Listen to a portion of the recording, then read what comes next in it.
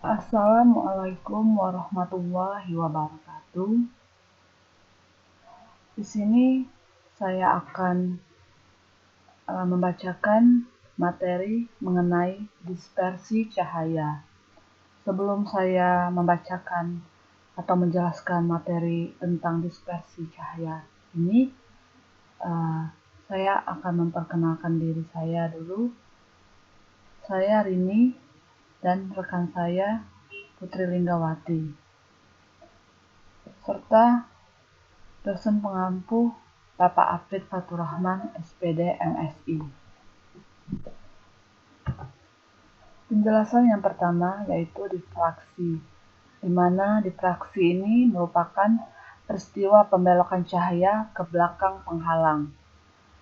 Difraksi ini pertama kali diungkapkan oleh Francesco Grimaldi antara tahun 1618 sampai 1663. Meskipun di sini Newton tidak menerima kebenaran tentang teori gelombang cahaya, namun Huygens berpendapat bahwa gelombang sekunder hanya efektif pada titik-titik singgung dengan selubungnya saja, sehingga tidak memungkinkan terjadinya difraksi. Dan bisa kita lihat bahwa ini merupakan contoh dari difraksi yang mana sinar datang dipantulkan dan terjadilah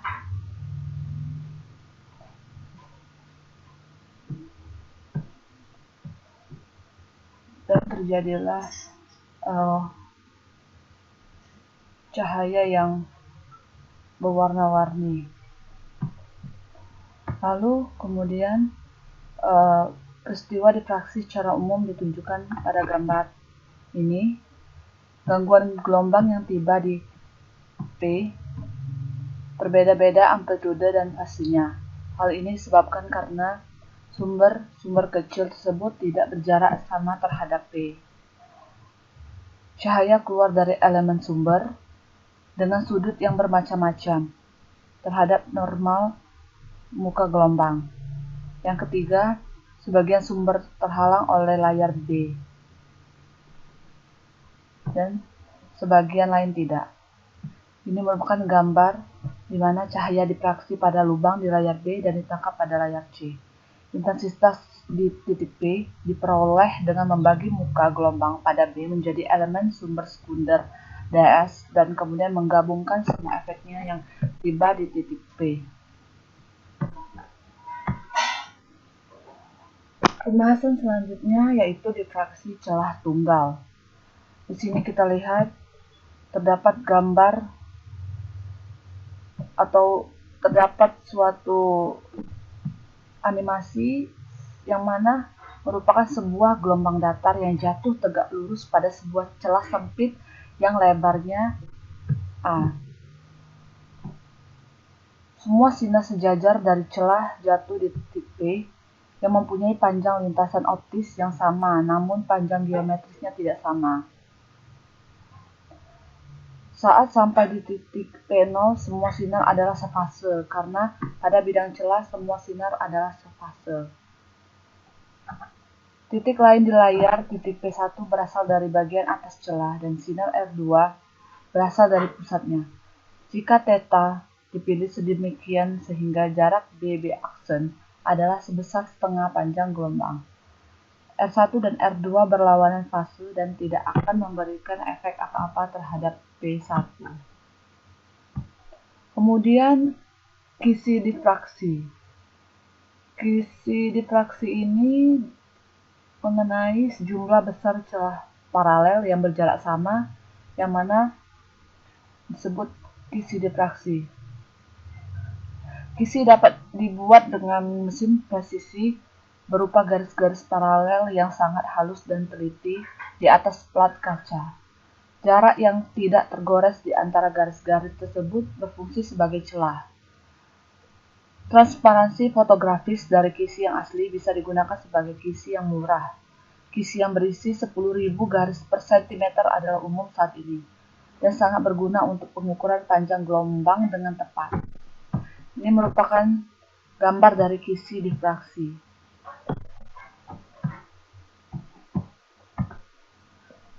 Selanjutnya, ini merupakan gambar intensitas sebagai sudut pandang theta atau posisi pada layar untuk yang gambar A ini untuk 2 celah dan yang B 6 celah. Ada perbedaan penting antara pola celah ganda dengan banyak celah. Maksima yang terang lebih tajam dan sempit untuk kisi. Mengapa demikian? Bisa dilihat sebagai berikut. Misalkan sudut theta sedikit di atas yang dibutuhkan untuk maksimum, pada kasus celah ganda, kedua gelombang hanya akan sedikit berbeda fase, sehingga terjadi interferensi yang hampir konstruktif. Ini berarti maksimum akan lebar. Untuk kisi, gelombang-gelombang dari dua celah yang bersisian juga akan tidak terlalu berbeda fase. Tetapi gelombang dari satu celah dan gelombang lain dari yang kedua yang berjarak beberapa ratus celah bisa tepat berlawanan fase. Dan selanjutnya, karena kisi difraksi menyebarkan cahaya menjadi panjang gelombang, komponen-komponennya, pola yang dihasilkan dapat berupa spektrum. Dan ini merupakan gambar dari spektrum yang dihasilkan oleh kisi. Gambar yang A merupakan dua panjang gelombang 400 dan 700 nanometer. Sedangkan gambar B merupakan cahaya putih. Order kedua normalnya akan lebih redup dari order pertama. Jika jarak kisi cukup kecil, order kedua dan yang lebih besar akan hilang. Kemudian jenis-jenis difraksi. Difraksi cahaya terdiri atas dua jenis, yaitu difraksi Fresnel dan difraksi Fraunhofer. Difraksi Fresnel merupakan jenis difraksi di mana sumber cahaya atau layar terletak pada jarak tertentu atau dekat dari celah difraksi, dan secara umum difraksi yang dibahas merupakan jenis difraksi Fresnel. Tinjauan teoritis dari difraksi Fresnel sangat kompleks. Berikut gambar dan difraksi Fresnel. Difraksi celah tunggal biasa merupakan jenis difraksi Fresnel. Yang kedua yaitu difraksi Fraunhofer. Difraksi Fraunhofer merupakan jenis difraksi di mana sumber, kisi, dan layar jauh jaraknya, sehingga semua garis dari sumber ke kisi dapat dianggap sejajar. Berikut ini merupakan gambar dari difraksi Fraunhofer.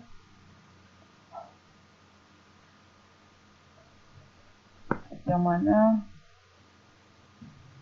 difraksi Fraunhofer ini dari suatu celah tunggal.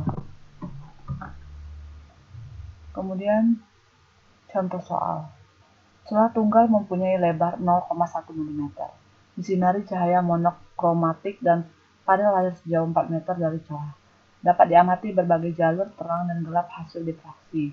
Jika jarak antara garis gelap kedua dan garis terang utama adalah 16 mm, tentukan panjang gelombang cahaya tersebut.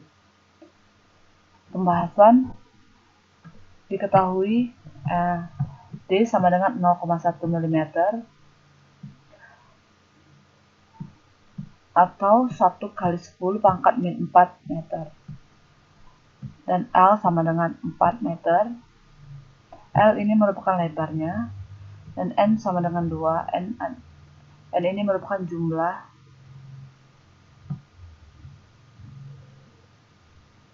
dari celah tersebut. Dan Y ini besarnya 16 kali 10 pangkat min 3 meter. Ditanya panjang gelombang cahaya, maka jawabannya akan seperti ini. Tangen theta sama dengan Y per L sama dengan 16 kali 10 pangkat min 3 per 4 sama dengan 4 kali 10 pangkat min 3 meter. Panjang gelombang cahayanya dapat dicari dengan menggunakan rumus ini. Lambda sama dengan D sin theta per N sama dengan 1 kali 10 pangkat min 4 dikali sin theta per 2 sama dengan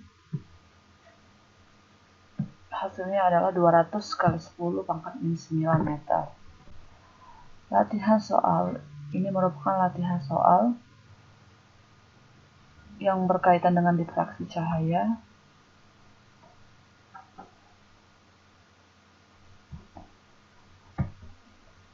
Kemudian kesimpulan. Dalam fisika, difraksi adalah fenomena gelombang. Difraksi didasarkan pada penyebaran gelombang ketika menghadapi kendala atau melalui sedikit kendala. Difraksi terjadi pada semua jenis gelombang, dari gelombang suara, gelombang pada permukaan cairan, dan gelombang elektromagnetik seperti cahaya dan gelombang radio. Hal ini juga terjadi ketika sekelompok gelombang merambat dari ukuran terbatas, misalnya karena difraksi, sehingga sampai dari gelombang cahaya dari laser, akhirnya menyimpang dalam balok yang lebih luas pada jarak dari emitter. Baiklah, terima kasih atas partisipasinya, dan kepada Bapak Arif Fatul Rahman, SPD MSI, selaku dosen mata kuliah Teknologi Informasi dan Komunikasi, yang telah mengajarkan mata kuliah Teknologi Informasi dan Komunikasi dengan sebaik-baiknya. Saya akhiri. Wabillahi taufiq wal hidayah. Wassalamualaikum warahmatullahi wabarakatuh.